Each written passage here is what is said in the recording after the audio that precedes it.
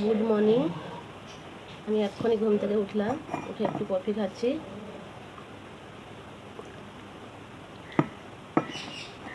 প্রচুর গরম পড়েছে। এই গরমে আপনারা কেমন আছেন? আমি ভালো আছি। ছেলে ঘুমিয়ে আছে, এখনো ওঠেনি।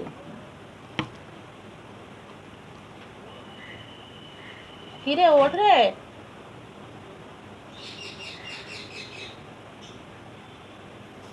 ছেলের টিফিন করতে হবে।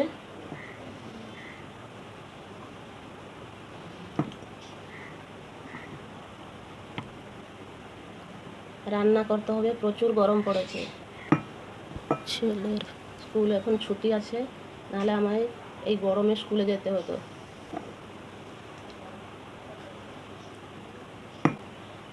যাচ্ছি আমি ছেলেকে তুলে, ছেলের টিফিন করে রান্নাটা বসিয়ে দিই। বেশি বেলা হয়ে গেলে রান্না করা যাবে না, এত গরম পড়েছে।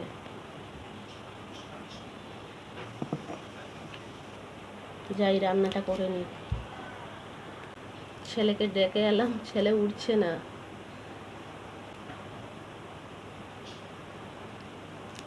কি রান্না করব, যাচ্ছি একটু ডিমের তরকারি করব, আর টিফিনের জন্য পরোটা আলু ভাজাই করে নেব। আমার জন্য আবার রুটি করতে হবে।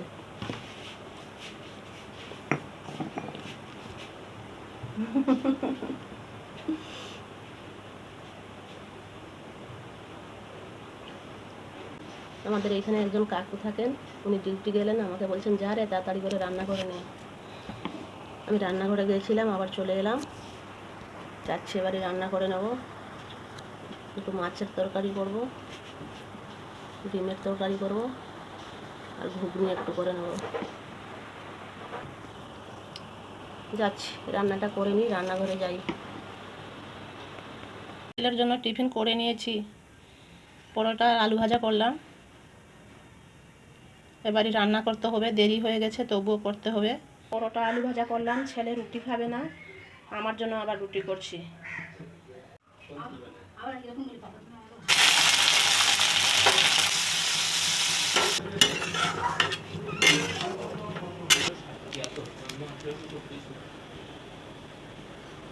একটু টমেটো চাটনিও করলাম। রান্নাগুলো করে নিয়েছি। রান্না করে এলাম, প্রচুর গরম, পুরো ঘেমে গেছি আমি। কিচেনের মধ্যে থাকাই যাচ্ছে না, তবুও তো রান্না করতে হবে। রান্না করে এলাম।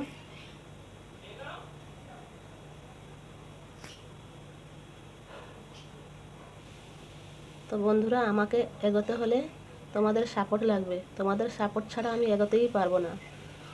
আমার লাইক কমেন্ট একদমই আসছে না। প্লিজ লাইক করো, কমেন্ট করো, সাবস্ক্রাইব করো। এবারই মতন যাচ্ছি, ফির দেখা হবে পরের ব্লগে।